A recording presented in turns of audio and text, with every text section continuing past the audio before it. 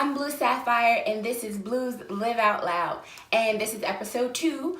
And I'm going to do something a little bit different. This episode, I have a bunch of questions here that were given to me by readers, and I'm going to answer them. And I also wanted to give you the opportunity to ask questions that I can answer on another episode. So you can email me at thebluesaffire@gmail.com with your questions. Put in the subject questions for Blue, and I'll be happy to answer whatever questions you have in another episode. So I have several here. I'm going to go through those. And this is also the weekend after the release of Brothers Black 4. So I want to thank you guys so much for making that the success it is. And I want to thank you for enjoying it. I'm really excited about that whole series and where it's going. And that book was, I think that book was one of my favorites. It has a heavy content, but just once you can get through all of that, the story just develops into something beautiful. So I hope you've had your opportunity to read it. And once again, thank you all for your support and for taking it up the charts. I appreciate you all. So with that being said, I'm going to move into the first question that I have here. And I have quite a few. So the first question is, in a 40-hour work week, how many hours on average do you actually write? Okay, so a 40-hour work week. I don't think that I live by a 40-hour work week. No. It's more like 60. Yeah. When I'm healthy and when I can sit, it's more like 60 because I go by like what is it, like 10,000 words a day. So it's 1,000 an hour. So I do 5 hour shifts. So 5 hours and another 5 hours.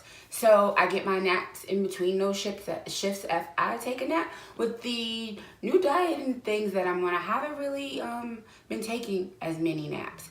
And I think that I've been writing more towards night because I like writing during the evenings at nighttime. So I've been getting like close to 2,000 words in an hour.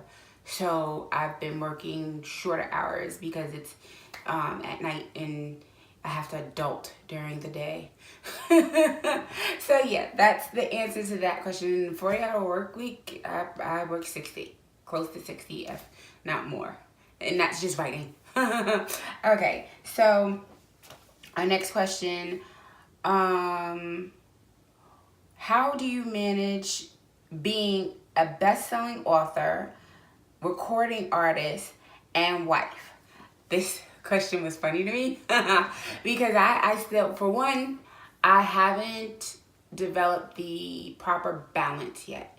I think that's how my health got out of whack because I'm really learning balance. As far as balancing a recording artist with being a best-selling author, talk to my producer, which is also my husband, and he'll tell you that he's already a little peeved with me because I should be working on the 3rd album and I have not been in the studio since last year. So yeah. Okay. Look, he's behind the camera making faces at me. So I haven't created the proper balance yet. I know it's there. I just haven't figured that one out. Something always kind of gets dropped to the wayside. But I started 2018 with an actual list of things that I needed to say no to in order to get everything that I want to get done this year done. So, whenever someone asks me to do something, or can you do this, can you be a part of that, or I need this favor, I kind of have to remind myself of that list and say no. I've been doing it. I've been good at my nose. I haven't gotten into as much stuff as I usually get into. So I'm doing well this year. Do you have a special ritual you do before you release a new book? Do I have a special ritual before releasing a new book? I essentially write for me. So every book that I write, I'm writing to bring joy to myself, to entertain myself, to heal myself. Each and every book starts with me, whatever I'm addressing. And I'm not ready to share it until I know that it says everything that it needs to say and I can drop the mic and walk away. So I think my ritual is hating the book the whole time I'm writing it, and then reading it back and seeing that everything that I thought I did wrong, I actually didn't, and I did exactly what I wanted to do. And once I have that moment, then I'm ready to have a new release. Other than that, I don't think we have. Oh, well, you guys have seen my spreadsheets. I have a list that I have to check off and make sure that everything on that list is done. But other than that, I don't really think I have a ritual for a new release. Where do you see yourself 10 years from now? That's a very good question. Where do I see myself 10 years from now? I decided to not prep my questions before answering them because I really wanted to be candid and I wanted to say what came to mind. So when thinking about 10 years from now, I want to have the balance that I don't seem to, that I have yet to seem to have. I'm very mindful of my words. I think words have power. So I won't say I don't have the balance. I'll say that I'm creating it. And 10 years from now, I would like to have that balance between my love of writing, my love of music, my love of family, and being able to take care of me as well.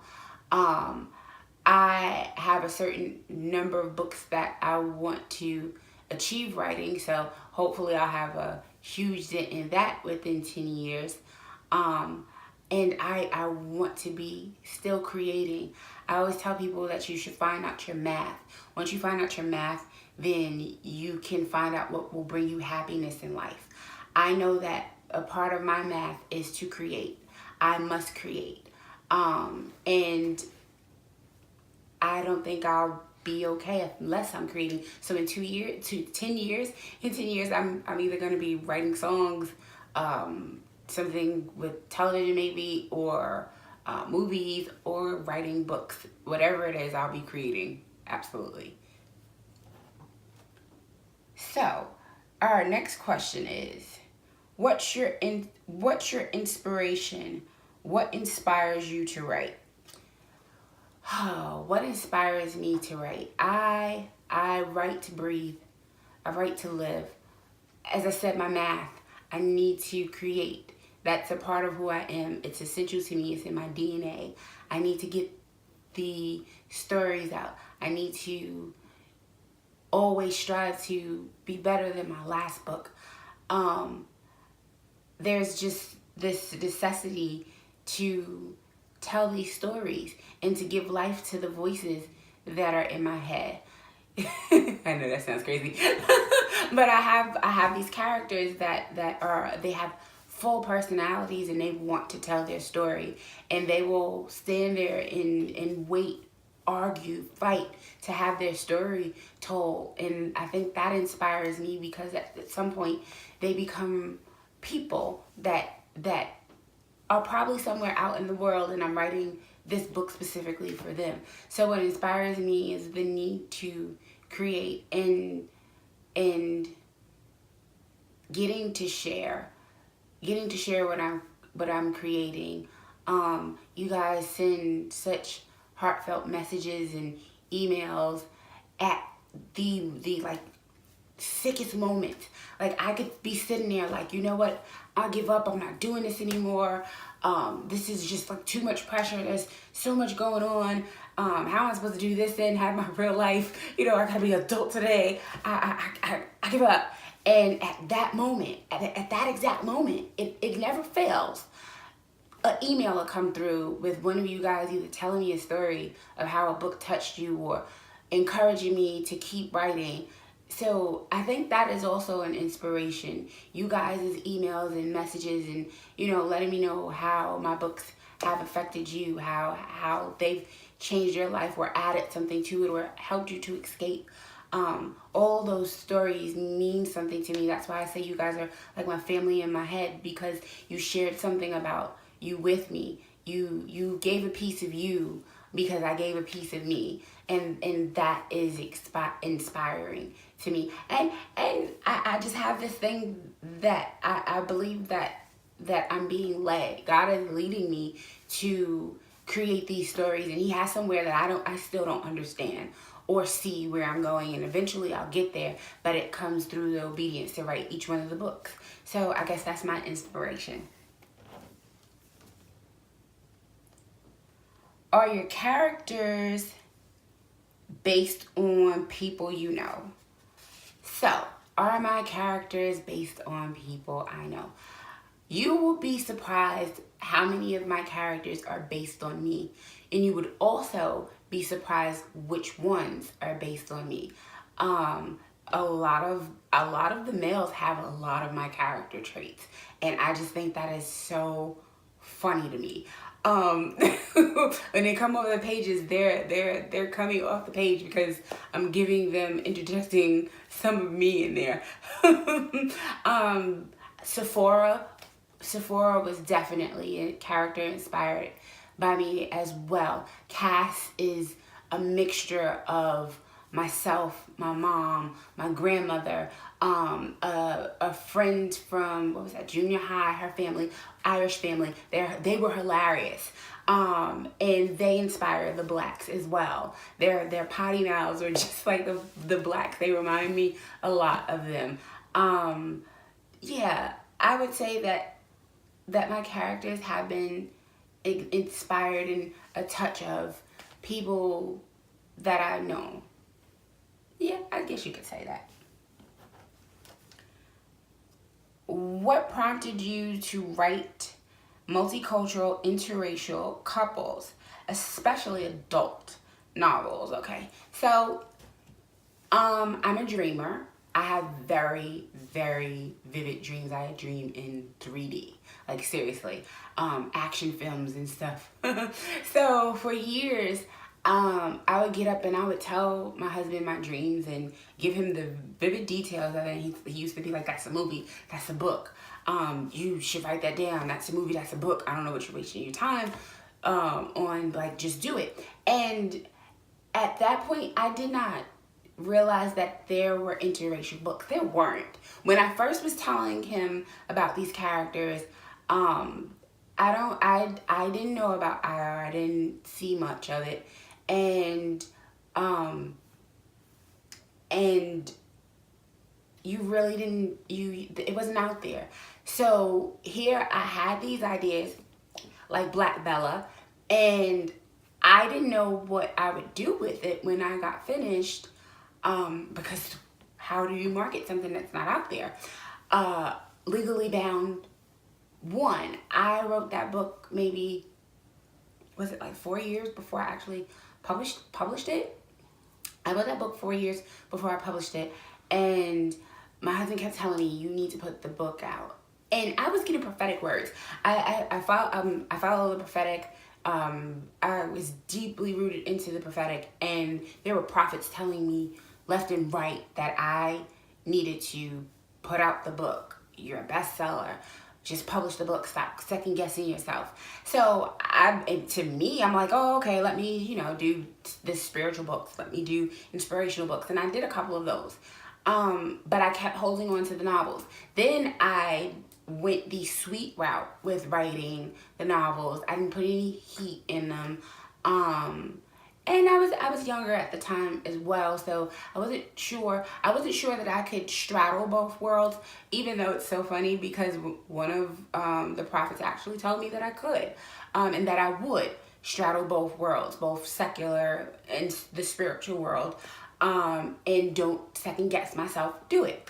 So I still battled with that. I didn't think that I could work in ministry and put out an adult novel, a heated novel, until the bishop actually looked at me because someone mentioned the fact that I was writing the novels, and and then I think Al was the one who pointed out that I write them, wouldn't put them out, and I was asked why not, and when he rolled his eyes at me, I was like, oh, okay, maybe this is something I should do. So I still published the first few novels without any heat. They were sweet novels, and I sat there looking at it like, okay, what am I doing wrong?